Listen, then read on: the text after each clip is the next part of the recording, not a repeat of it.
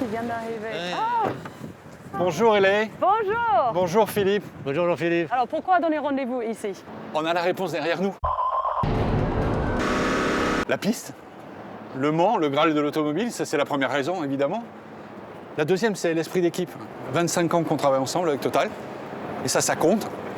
Et pour Peugeot, 3 victoires splendides, beaucoup de sueur, beaucoup de larmes, beaucoup de boulot, beaucoup de joie. Toujours de la passion. Et c'est pour ces 3 raisons. Le Graal, l'esprit d'équipe, le travail autour d'une course qui choisit ses vainqueurs. Et pour nous, c'est probablement le plus important. Et pour vous, Philippe, qu'est-ce que les 24 heures du Mans représentent? En règle générale, la compétition, on dit que c'est notre laboratoire. C'est là où on teste nos produits, c'est là vraiment où on les pousse à leurs limites. Ici, on est le fournisseur de tous les carburants. Donc c'est vraiment pour nous le plus bel endroit où on peut tester nos produits. Et puis après, maintenant, on va avoir une écurie avec qui on va travailler. Et une écurie moderne qui va se lancer sur des nouvelles technologies. Et c'est ça aussi qu'on cherche à mettre en place, c'est cette transformation du monde de la mobilité. Peugeot et le sport mécanique, c'est une histoire réelle, longue et légitime. Peugeot, c'est 210 ans d'histoire. Nous sommes nés le 26 septembre 1810. Et sur ces 210 ans d'histoire, on a une bonne centaine d'années de sport automobile. Indy, d'abord, les rallyes africains, le WRC, le Dakar, Pikes Peak. Et être là avec vous aujourd'hui revêt un caractère tout à fait spécial, très personnel, en dehors du plaisir de la course automobile. La semaine des 24 heures du Mans, c'est également l'occasion de donner le coup d'envoi du programme d'endurance. Oui, mais pas que.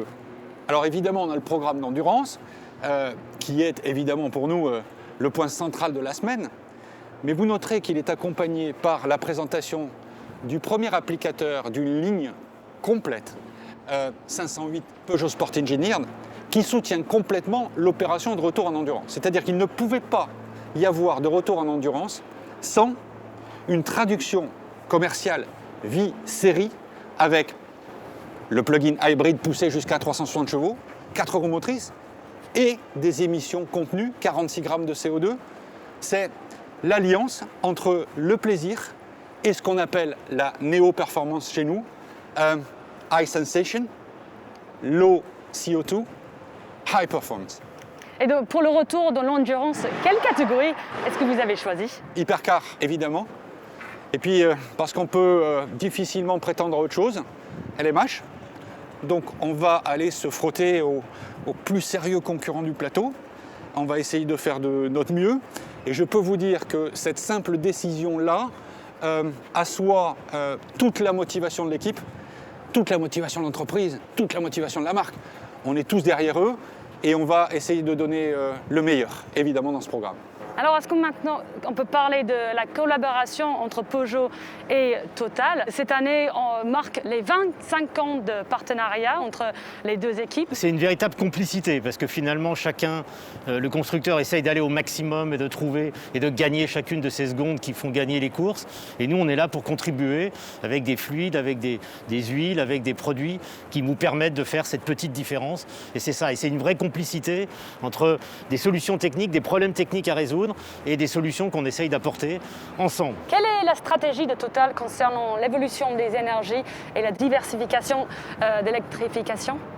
On doit être avec la société, avec les citoyens, avec les constructeurs automobiles. Donc c'est un travail ensemble sur lequel nous, on doit apporter des solutions. Donc ça veut dire améliorer les carburants, et c'est le carburant Excellium, c'est le carburant dérivé de la compétition. C'est l'électrique, à la fois au niveau des produits pour les véhicules électriques, mais c'est aussi les bornes de recharge que l'on trouve dans les stations-service, mais pas que, dans les villes et chez des clients professionnels. Et on est en train d'équiper des dizaines de milliers de bornes de recharge en Europe. Et on veut vraiment se positionner comme une entreprise multi-énergie. Donc on est là pour accompagner cette transformation. Et aujourd'hui, c'est le comment déjà, on n'est plus dans le « est-ce que la transformation va avoir lieu ?» On est déjà comment on accompagne cette transformation. Jean-Philippe, qu'est-ce que la catégorie LMH et vous en êtes où avec le développement technique? Ellie, je pense que la personne chez Peugeot Sport la mieux placée pour répondre en détail à cette question est notre directeur technique, Olivier Jansoni.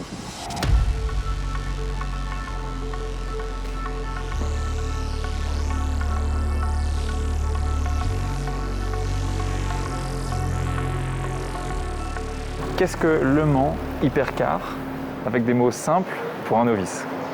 Alors le Mans Hypercar, déjà c'est une catégorie qui est nouvelle, qui va être mise en œuvre à partir de l'année prochaine et qui permet de faire cohabiter des véhicules de route homologués pour la route, donc des hypercars de route, avec des prototypes. Alors comment fonctionne une hypercar de route, ou plutôt les voitures qui vont correspondre à ce règlement LMH, Le Mans Hypercar? Alors, dans la catégorie qui nous intéresse, qui est donc l'hypercar plutôt prototype, il y a une catégorie qui est hybridée, avec une hybridation sur le train avant, et puis il y a une catégorie sans hybride, qui elle reste des véhicules à propulsion, donc avec un moteur thermique sur le train arrière. Ce règlement permet de nouvelles choses. Qu'est-ce qu'il apporte par rapport à l'ancien règlement? Une particularité de ce règlement, c'est qu'il va donc essayer de contenir la performance en la bridant sur des critères fonctionnels. Donc c'est-à-dire qu'on va donner un niveau de puissance, on va donner un niveau de rendement aérodynamique. On ne va pas pour autant réglementer la forme des voitures. Donc c'est différent de ce qu'on a sur des protos comme ça, où on avait des formes réglementaires à respecter. Là, on a beaucoup plus de liberté. On a la possibilité en réalité d'intégrer dans la conception de la voiture, dans ce qu'on appelle les surfaces de la voiture, des codes esthétiques de la marque. Quelles sont les phases de développement de la voiture entre le début du projet et le jour où elle roule, et concrètement, on en est où aujourd'hui? Alors, il y a une première phase qui consiste à déchiffrer le règlement. C'est un règlement un petit peu nouveau.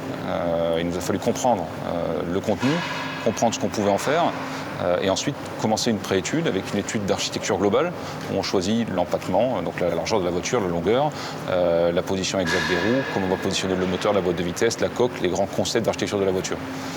On a eu un deuxième jalon important qui était le choix du concept du moteur thermique, et puis le choix d'architecture de la chaîne de traction électrique. Donc comme c'est moins figé aujourd'hui, quel département va pouvoir travailler avec vous? Alors aujourd'hui, outre les départements de Peugeot Sport, classique, moteur, système et châssis, on travaille également avec le style de la marque Peugeot pour essayer d'intégrer un maximum de code esthétique de la marque dans notre conception.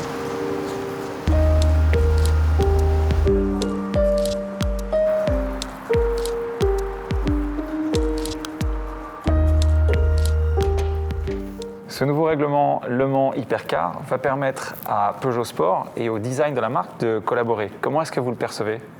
Nous, au design, on le perçoit comme une superbe opportunité pour générer à la fois un objet, bien entendu, de performance, mais qui intègre toute l'ADN de la marque Peugeot.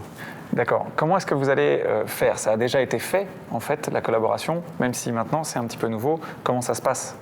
Donc la collaboration pour l'instant démarre. Donc on est au stade de l'étude et du concept.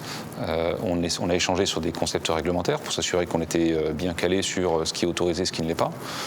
Et ensuite, ça se fait par échange de surface, tout simplement. Alors justement, c'est tout le challenge de pouvoir intégrer l'ADN de la marque Peugeot dans ce design, en intégrant des codes qui soient faciles à identifier lors des phases de course, lors aussi des phases de jour et de nuit. Je pense par exemple aux signatures lumineuses. Donc ça, c'est vraiment des éléments qu'on va essayer de cultiver pour les porter sur cette auto. Est-ce que l'aspect hybride de ce règlement et de la voiture est inspirante pour le design? Alors c'est vrai que la notion d'hybridation, de performance électrifiée nous intéresse en tant que designer.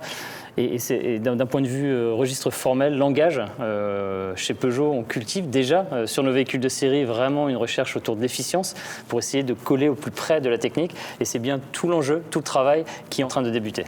Alors il y a eu déjà des collaborations par le passé entre le design et Peugeot Sport, notamment à Pikes-Peak, mais il y en a eu d'autres. Qu'est-ce qui est différent cette fois-ci? Oui, effectivement, il y a eu Pikes-Peak, il y a eu DKR. Ce qui est différent, c'est le potentiel du règlement. Et donc la chance qui nous est donnée de pousser cette collaboration à un niveau supérieur. Pousser plus loin, c'est-à-dire jusqu'où, et qu'est-ce que le règlement va permettre? Alors on va le découvrir. Ça pour être complètement transparent, on n'est pas encore au bout de la démarche. Donc on le saura, je pense, à la fin. Mais l'idée, c'est de se dire qu'on sait générer de la performance aérodynamique par des zones de la voiture qui ne sont pas forcément très, très visibles et donc pas très intrusives sur le style général de la voiture. Donc ça va vous laisser de la liberté à vous de pouvoir faire le dessus de la voiture un petit peu comme vous le souhaitez. Exactement, pour faire à la fois un objet de performance et un objet qui porte les valeurs de la marque Peugeot. Mathias, depuis quelques minutes, en fait, je regarde aussi derrière toi. Est-ce que tu peux nous parler de ces sketchs ou de ces esquisses? Qu'est-ce que c'est exactement? Ces premières esquisses, ce sont les premières intentions, en tout cas venant du design, pour essayer justement de regarder quels sont les éléments forts, en tout cas qu'on aimerait porter sur ce véhicule. Donc c'est ce qu'on appelle un avant-projet. Exactement, là nous sommes vraiment dans la phase de construction du projet, donc dans cette phase d'avant-projet. Et on recherche l'objet le plus identifiable possible, le plus symbolique possible. Et tu vas me dire si je me trompe, peut-être, mais j'ai l'impression de reconnaître quelque chose à l'arrière de la voiture. Il n'y a pas un petit trait de 905 par là? Il y a des objets qui sont légendaires et voilà, on essaie de retrouver en tout cas des codes qui ont construit l'univers sportif de Peugeot, qu'on essaie d'intégrer aussi dans ce véhicule. Donc là, on est passé à la face avant, une face qui est très très agressive déjà. Alors justement, sur cette face avant, l'idée c'est de retrouver ce nouveau logo Peugeot Sport à travers la signature lumineuse, et donc à travers ces 3 griffes. Et c'est vraiment ce symbole qu'on aimerait porter sur ce véhicule. La face arrière, pareil, signature lumineuse. Exactement. La recherche, d'un point de vue design, c'est d'essayer de trouver l'objet le plus iconique possible.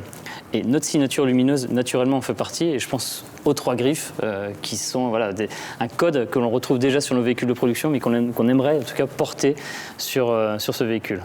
Au-delà des signatures lumineuses, il y a vraiment une recherche de fond sur cette notion d'efficience et comment cette efficience va se traduire en langage formel pour à la fois avoir un véhicule qui soit le plus sculpté possible et encore une fois le plus iconique à travers sa silhouette. Donc pour nous, maintenant, la difficulté va être d'intégrer cette vision-là dans nos formes aérodynamiques, assurer les besoins fonctionnels qu'on a en refroidissement, de frein, de radiateur, ainsi de suite.